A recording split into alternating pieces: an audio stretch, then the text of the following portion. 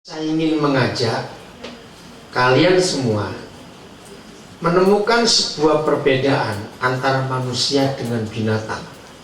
Ya, satu perbedaan yang sangat mendasar. Kalau kita mengerti perbedaan kita dengan mereka di bagian yang satu ini, maka untuk hidup ke depan itu jadi mudah sekali. Oke, saya berikan beberapa pertanyaan. Satu, yang perlu punya cita-cita itu manusia atau binatang? Yang jujur jawabannya ya, manusia atau binatang? Manusia. Betul sekali, tepuk tangan buat dirimu sendiri. Oke, mengapa binatang tidak pernah punya cita-cita dan mengapa manusia harus punya cita-cita? Loh, gimana lagi? Ada yang jawab ini, karena binatang bukan manusia. Hebat. Bukan itu. Kenapa? Karena binatang nggak punya pikiran. Salah. Mereka berpikir. Nah, ini bedanya. Mereka tidak punya ide. Beda kan ya? Apa bedanya pikiran dengan ide? Beda sekali. Binatang bisa hidup, dia cari makan, itu kan punya pikiran. Bisa memelihara anaknya, itu punya pikiran. Bisa menyelamatkan diri, itu punya pikiran. Tapi nggak punya ide. Apa bedanya ide dan pikiran?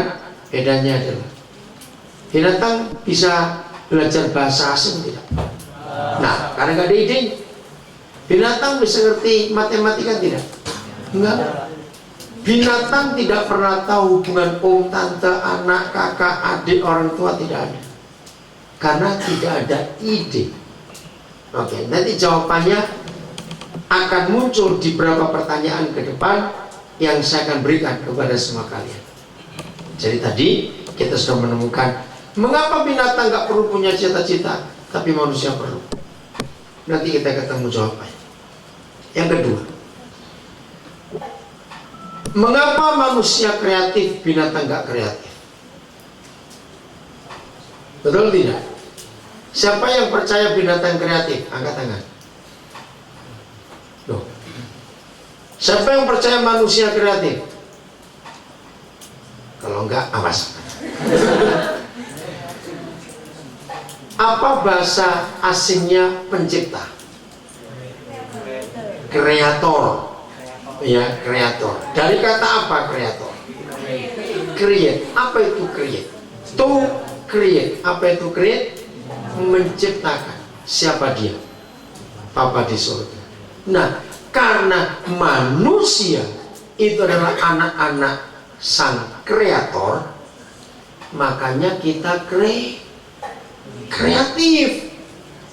Binatang tidak pernah kreatif, sebab pada binatang Bapa di surga tidak berkata, marilah kita jadikan binatang serupa dan segambar dengan kita. Siapa yang segambar serupa dengan Bapa di surga?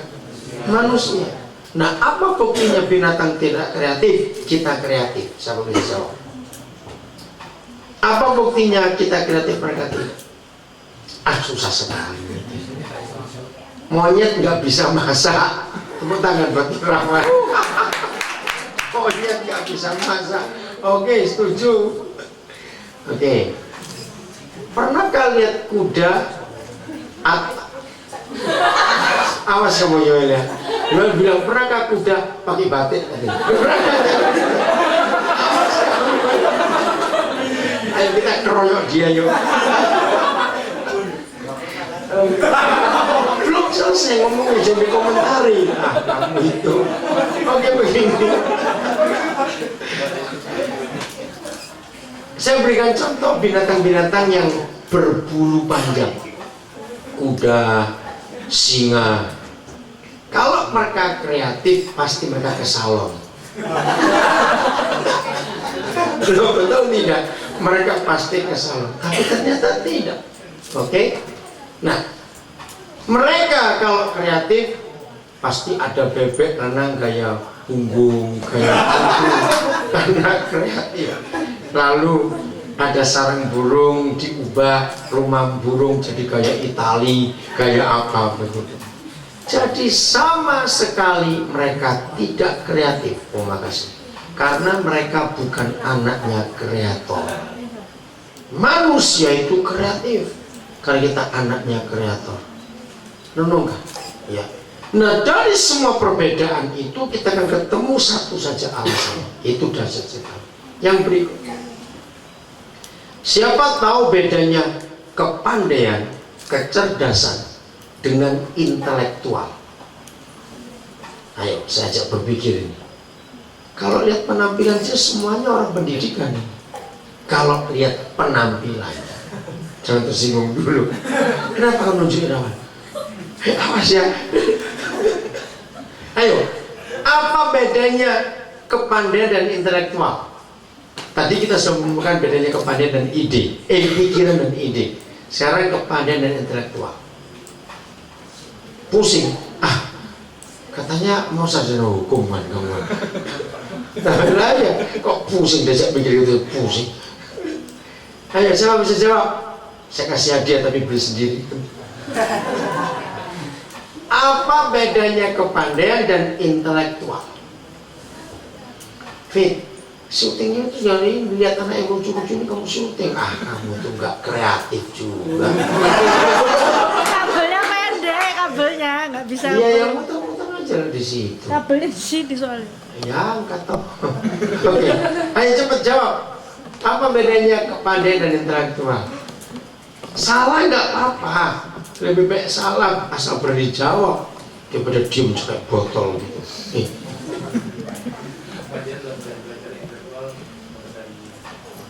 Ya, kepandaian dapat dari belajar, intelektual dapat dari Tuhan. 100% salah. Mau tepuk tangan nggak mau?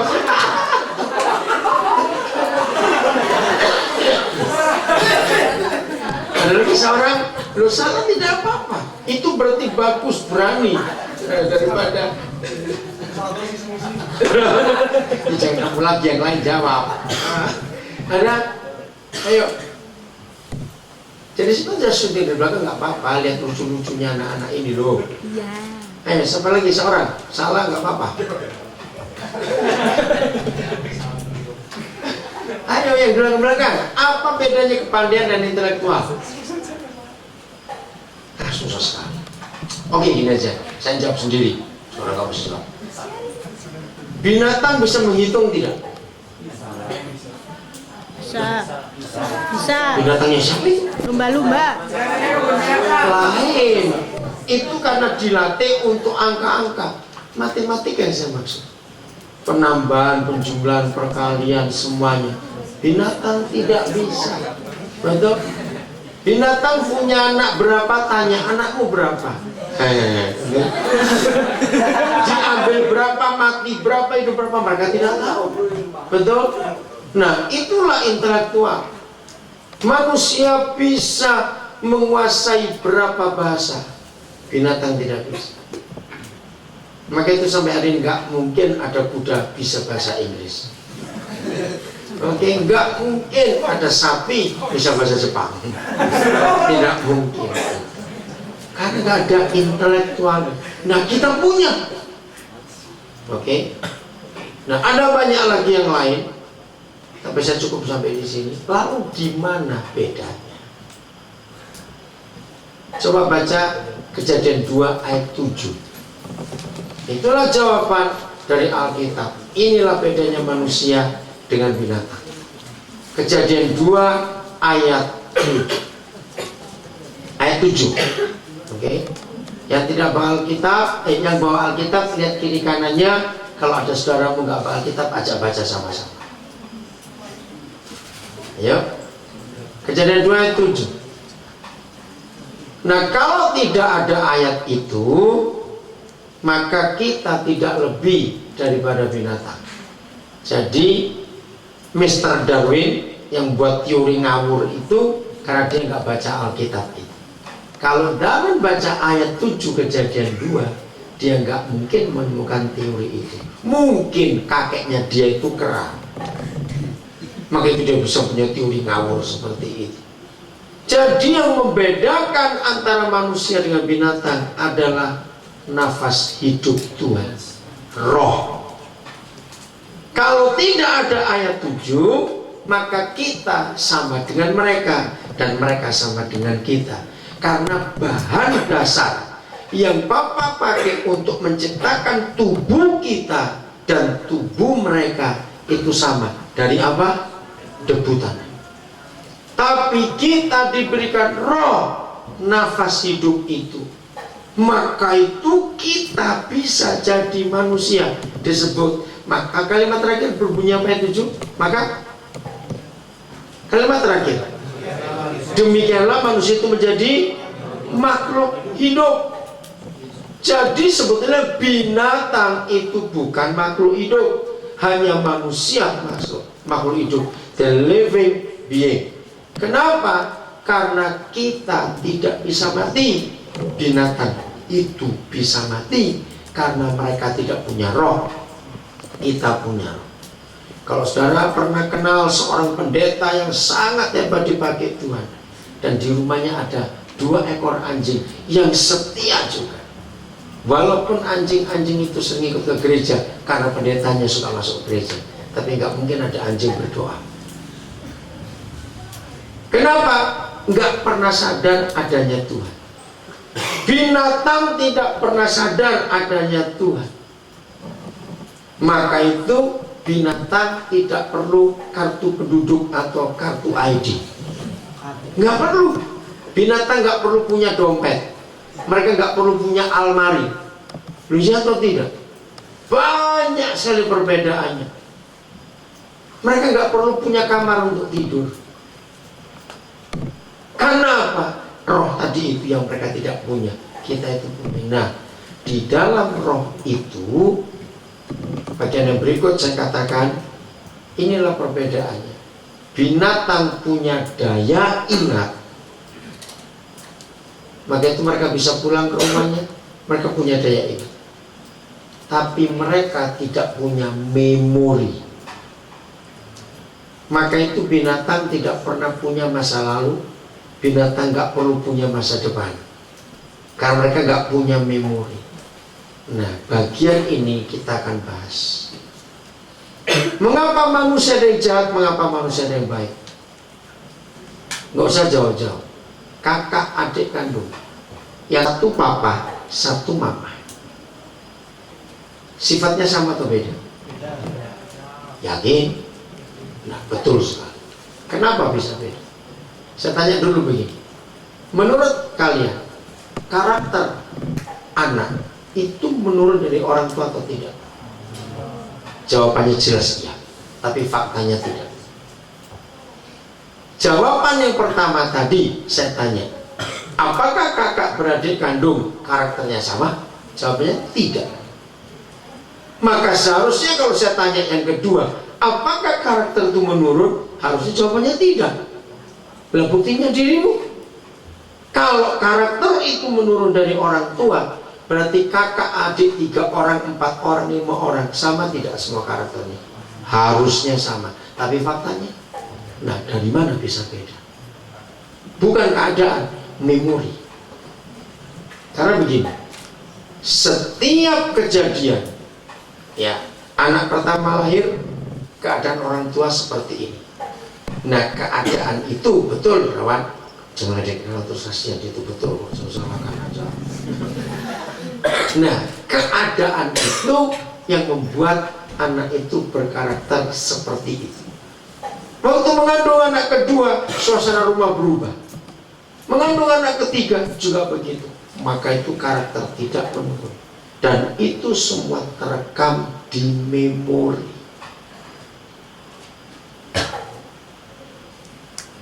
Saya tidak tahu sampai kelas berapa kalian sekarang ini, tapi pasti pernah sudah mulai belajar, ya, yang sudah SMA pasti belajar ilmu jiwa. Mengapa dalam ilmu jiwa dikatakan ada alam sadar dan alam bawah sadar? Mengapa kalian atau temanmu tiba-tiba nggak ada apa-apa atau tertawa sendiri begitu? Pernah ketemu nggak? Atau tiba-tiba nangis, gak ada apa-apa. Nah, itu memorinya sedang bekerja, mengingat masa yang lalu. Nah, binatang tidak punya. Kalau kalian ngerti istilah komputer, dulu sebelum ada istilah apa gigabyte segala macam, maka komputer pakai CD-ROM, betul? Nah, itu kemampuannya berapa untuk merekam semua data. Nah, di benak kita semuanya, di alam bawah sadar kita, ada kekuatan memori yang luar biasa. Pertanyaan berikut, menurut kalian, semua peristiwa yang terekam di memori kita yang lebih gampang dihafal itu yang negatif atau yang positif? Coba jawabnya, negatif atau positif? Yang negatif. Nah, saya harap sampai pada kalimat ini semua kalian tahu. Cepat atau lambat, tapi yang jangan kecepatannya, kalian akan jadi papa mama. Karena kalian akan menikah. Betul? Nah, siapkan diri. Anak-anak kalian nanti jadi seperti apa? Itu tergantung bagaimana hubungan kalian berdua sebagai suami istri. Saya beri contoh begini.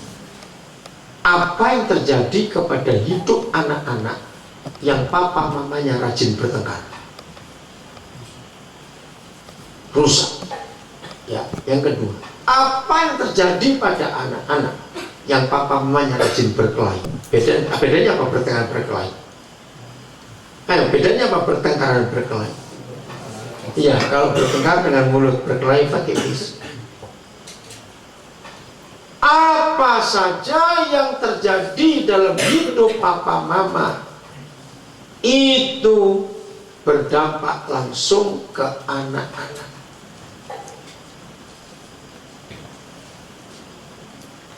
Tolong buka Kejadian 1:28. Kejadian 1:28. Menarik sekali firman ini. Kejadian 1:28. Nanti di kamar waktu istirahat kalian baca agak teliti. Ayat 1, ayat 2, ayat 3, pokoknya urut ya. Mana? Oh, ya. Ayat 5, 11, ayat 14, 20, 25, 26, 27. Dengarkan.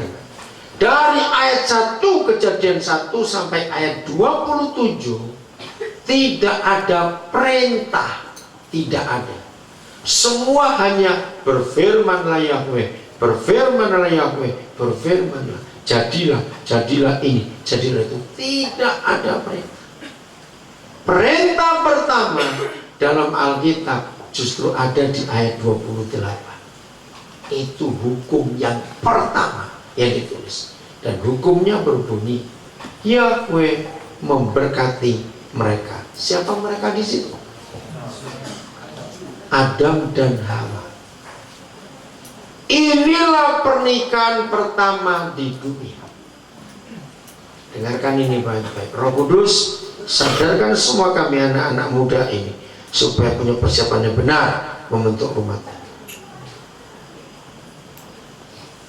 Kalau kalian ada yang sempat bertanya, mungkin ada, saya tidak tahu. Kenapa sih kalau menikah mesti diberkati di gereja?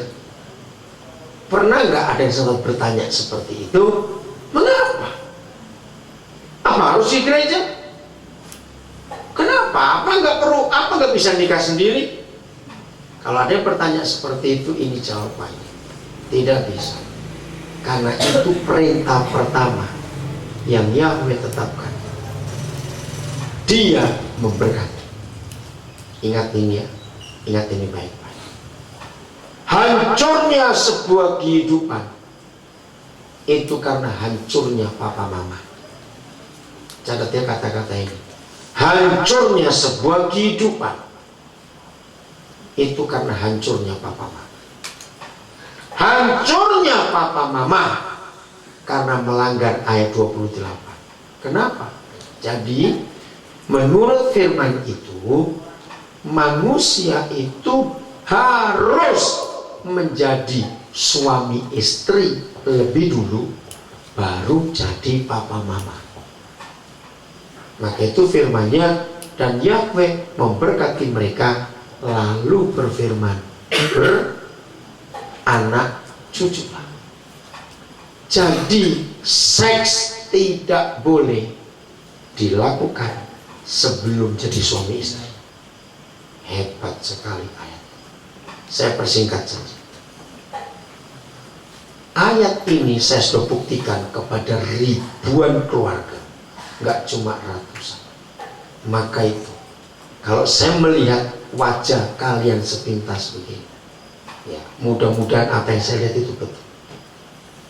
Kalian semua di sini belum pernah ada hubungan seks. Kalau saya lihat secara mata jasmani, jaga diri. Sampai hari ini setiap keluarga yang bermasalah, termasuk keluarga pendeta, karena saya punya teman banyak keluarga pendeta, pokoknya setiap masalah dalam pernikahan maupun itu keluarga pendeta, apalagi permasalahan nggak selesai-selesai, saya langsung pakai ayat ini cara menyelesaikan. Pasti kalian dulu sebelum menikah sudah hubungan seks lebih dulu. Dan mereka pasti berkata, kok bisa tahu? Itu yang merusak anak-anak nanti.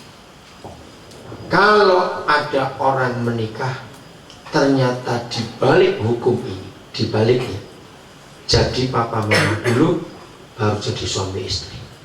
Hancur, hancur. Nanti di kamar baca janji. Ya Pak Jeffrey, Kak Jeffrey besok tanya.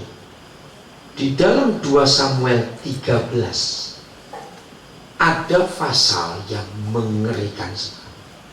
Dan saya sudah diskusi dengan banyak psikolog, ahli-ahli jiwa. 2 Samuel 13, harusnya dibaca sekarang, nggak ada gunanya, karena itu cerita yang panjang. Begini inti masalah di 2 Samuel 13.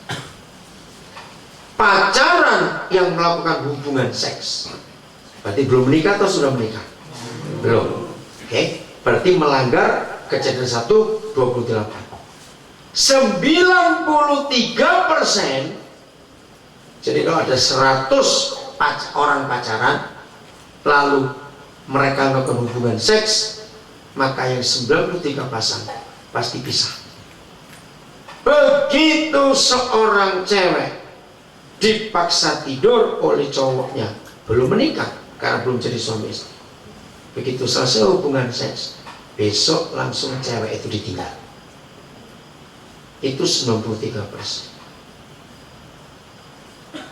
Dalam diskusi saya kepada banyak psikolog, kenapa mereka juga heran? Betul. Maka itu saya selalu berkata, korban cinta itu pasti cewek, nggak ada korban cinta cowok. Yang saya heran, kenapa cewek goblok kok tambah banyak? Maaf, jangan marah. Saudara, jaga diri kalian.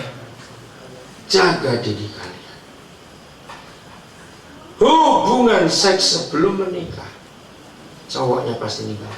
Nah, kurang ajar setan begini. Nggak sampai seminggu, cowok itu sudah dapat cewek. Nah, cewek yang ditiduri sebelumnya itu sakit hatinya luar biasa. Dia ingin dekati cewek itu dan bermaksud, jangan kamu jadi korban dari bajingan itu seperti aku jadi korban. Cuma nggak sampai hati karena dia malu kalau cerita. Ini yang merusak hidup.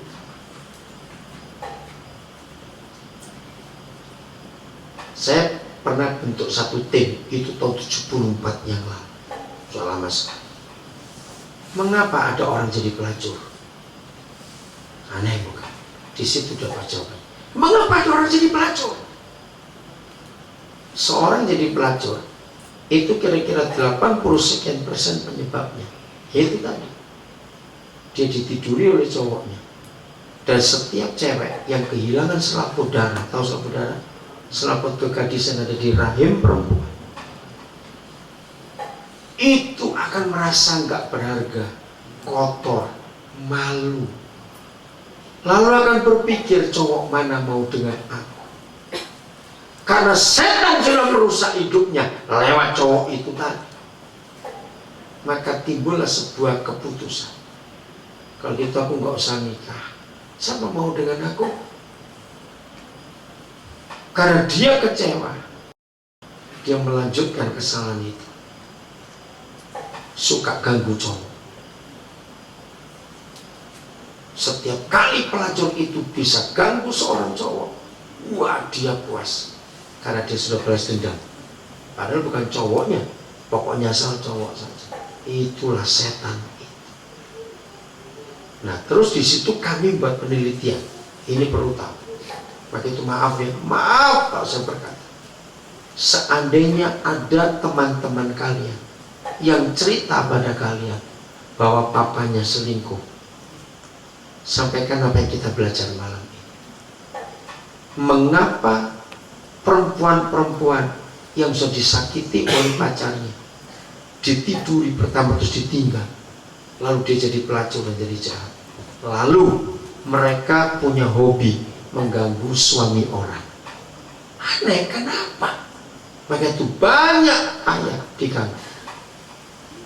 Saya dikenal pendeta sadis.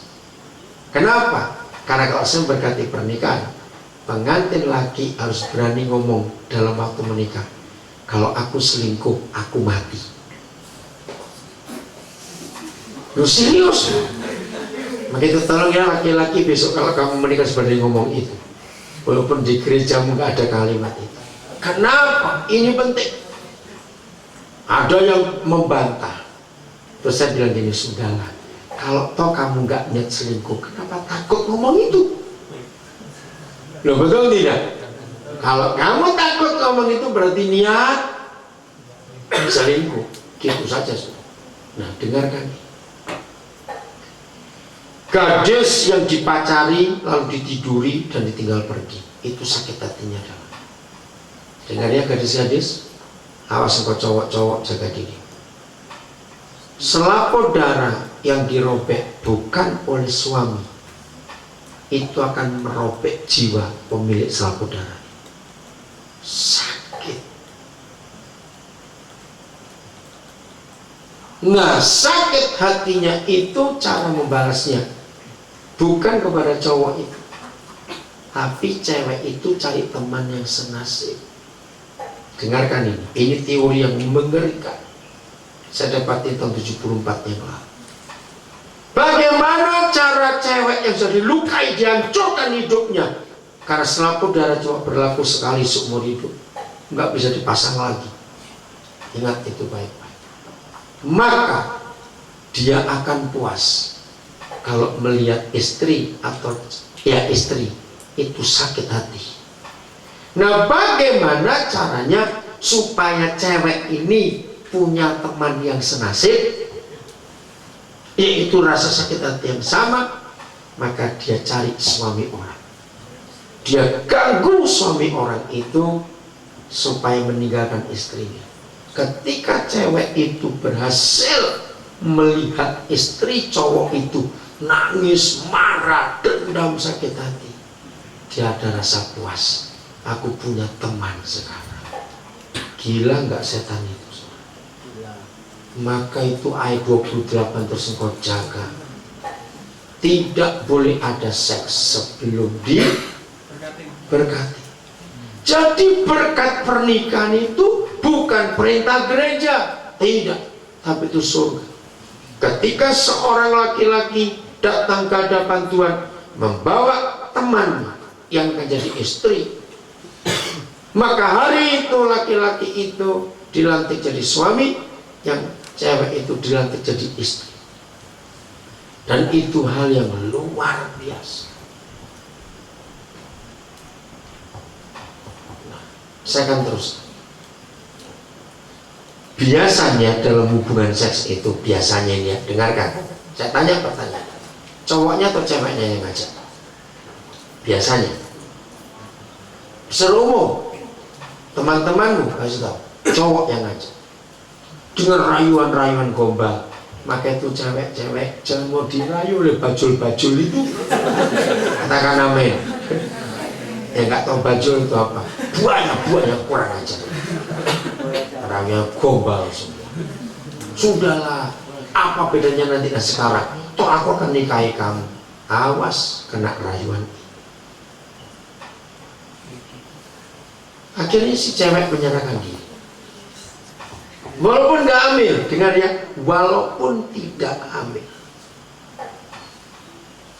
walaupun nggak ditinggal, maka itu dari 100, maka 7 tidak ditinggal, yang 93 pasti ditinggal.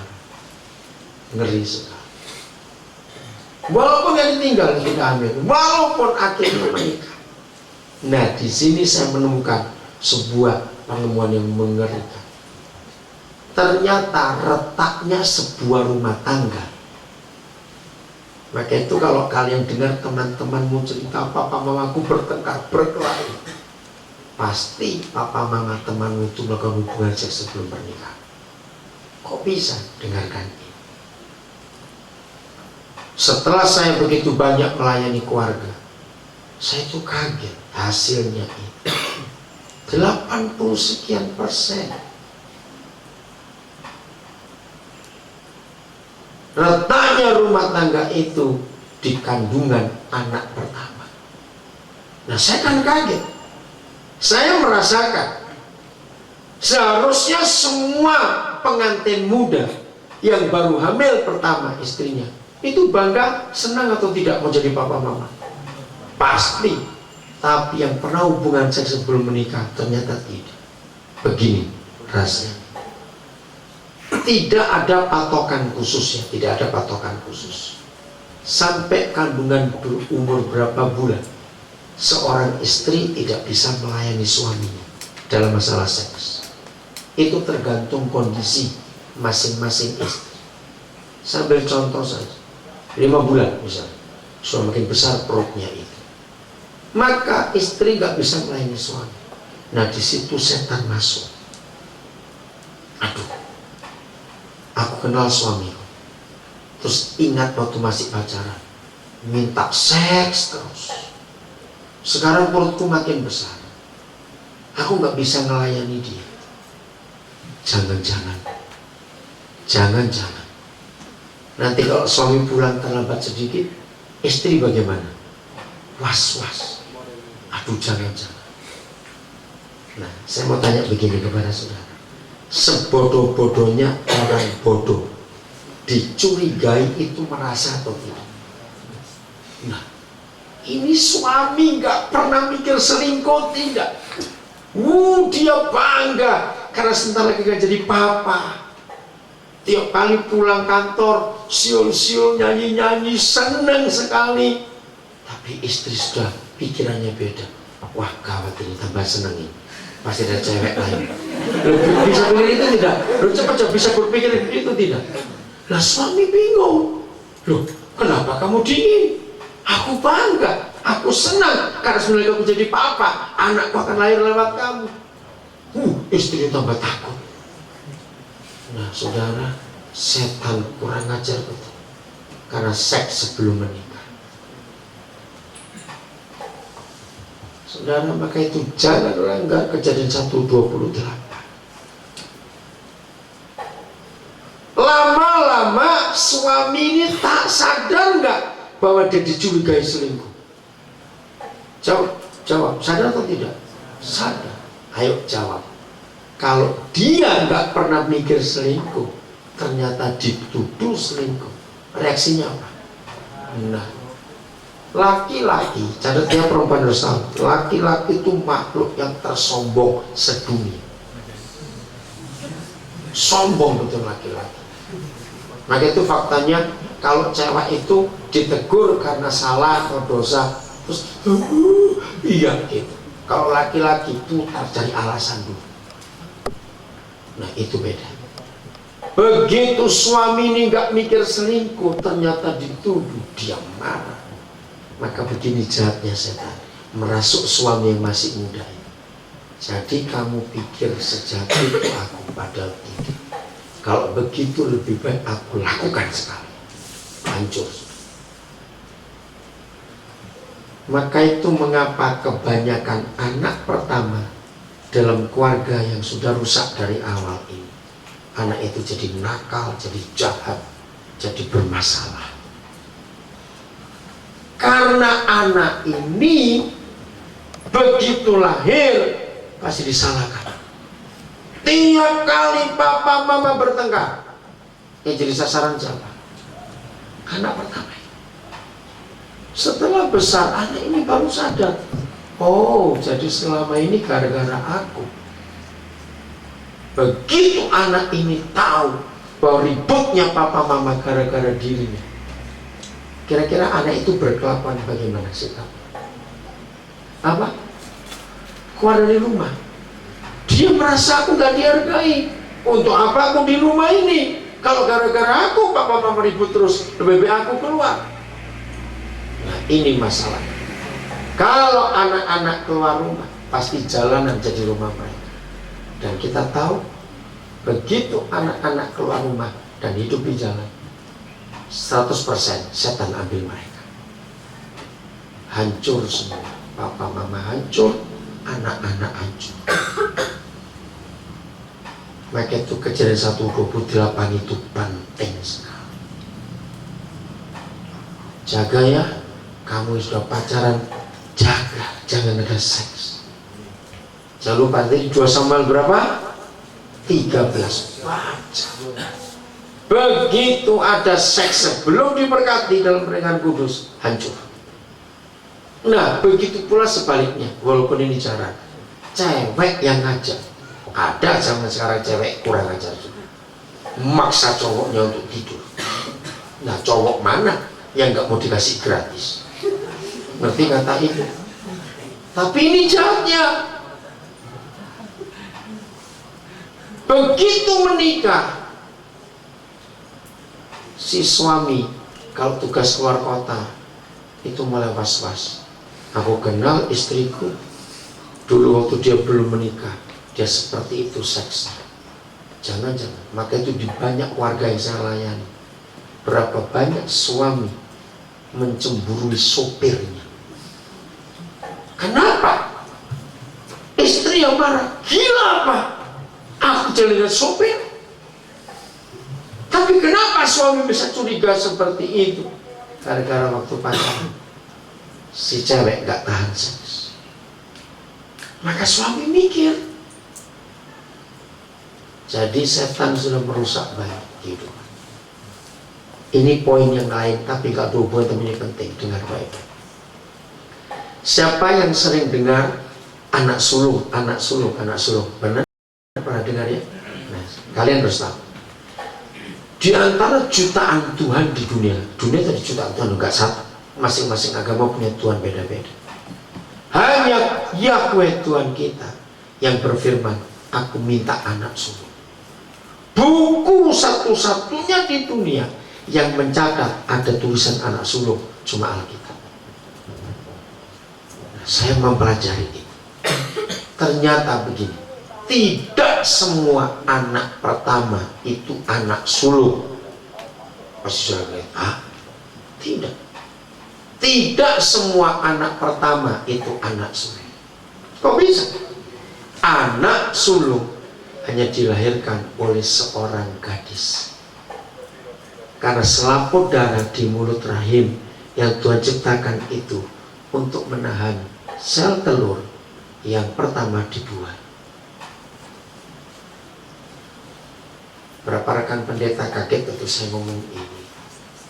Gak bisa dilanggar. Nah, dalam Ibrani 12 dan Wahyu 14 ada 2 pasal Alkitab yang menuliskan betapa hebatnya anak sulung itu. Suatu hari nanti kalau Tuhan merindukan di dunia ada gereja, Wahyu 12, Ibrani 12 dan Wahyu 14. Nanti baca, cari ayatnya. Gereja anak sulung, gereja yang anggotanya anak sulung semua. Gereja itu bisa menghancurkan iblis. Ternyata setan kurang ajar. Ya dari dulu saya kurang ajar memang. Sebelum lahir anak sulung, dia buat free sex di mana-mana. Dengan adanya free sex, maka gak ada anak sulung di dunia. Karena semua mama yang melahirkan anak pertama sudah tidak perawan lagi. Simpan firman ini baik-baik. Karena pertengkaran papa mama di rumah gara-gara seks bebas itu tadi, menyebabkan anak-anak sakit hati dan gak betah di rumah. Betul? Figur kasih papa hancur karena lihat papa mamanya berkelahi terus. Nah, semua rekaman dari sejak bayi sampai anak itu dewasa, memorinya menyimpan semua peristiwa itu tidak? Coba jawab, menyimpan tidak? Menyimpan. Dan kalau anak ini besar dan menikah, memori itu jadi buku pelajaran buat dia. Dia akan buat yang sama kepada istri atau suaminya. Dan begitu buat yang sama, mereka melahirkan anak-anak. Anak-anak jadi apa lagi? Jadi korban lagi. Kurang ajar nggak setan itu? Merusak kehidupan. Maka itu lewat retreat ini, kalian adik-adikku, anak-anakku, putuskan rantai setan itu. Setuju? Stop sampai kalian. Tidak ada free sex. Harus jaga kekudusan. Jadi berkat pernikahan itu bukan aturan gereja, tapi itu surga, karena itu firman-Nya. Dan Yahweh memberkati mereka, lalu berfirman, beranak cucu. Setan tidak bisa mengganggu rumah tangga yang ada berkat pernikahan dari surga. Saya ulangi lagi, setan tidak bisa mengganggu rumah tangga yang ada berkat pernikahan dari surga. Karena apa? Ada kuasa dan otoritas yang luar biasa di sini. Maka itu jaga diri kalian untuk jadi papa mama yang baik. Saya mewakili papa mama. Kalau ada di antara kamu, maafkan papa mama, karena papa mama dulu belum tahu firman ini, sehingga papa mama menyakiti kalian. Kami minta maaf dalam nama Yesus. Setelah papa mama mendengar firman ini, papa mama berharap kalian jangan mewarisi kesalahan yang sama. Katakan amin. Amin. Masuklah dalam pernikahan dengan cara yang betul. Jadi rusak rumah tangga karena free sex. Jaga itu baik-baik.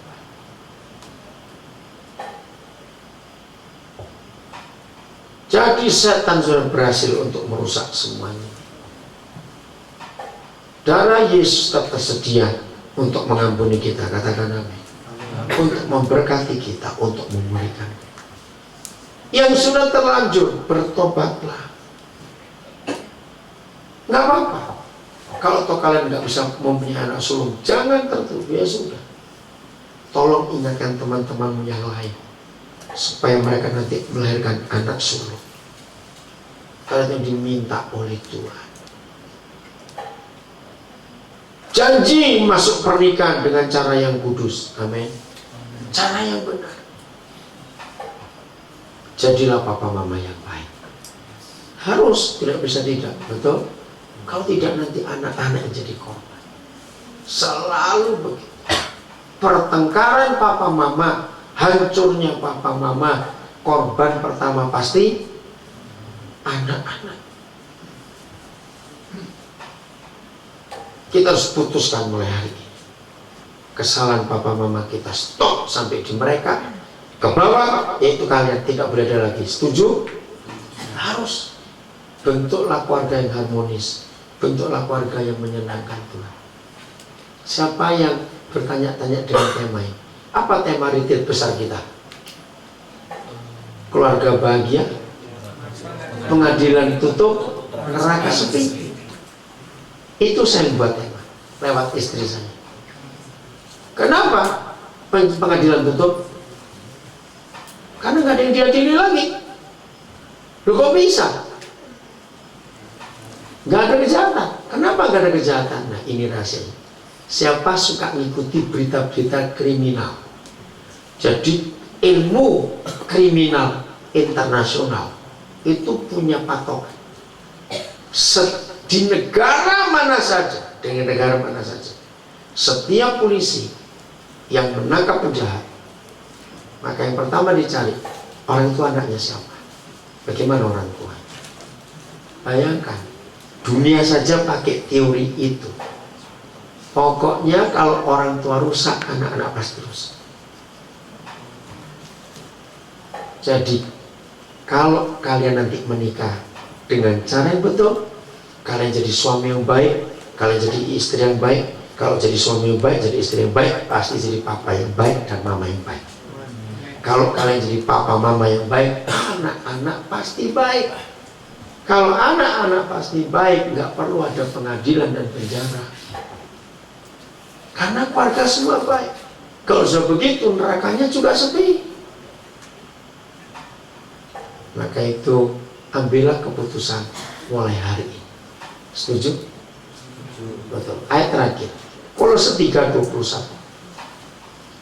Kolose 3. Siapa yang bisa menyakiti hati anak-anak?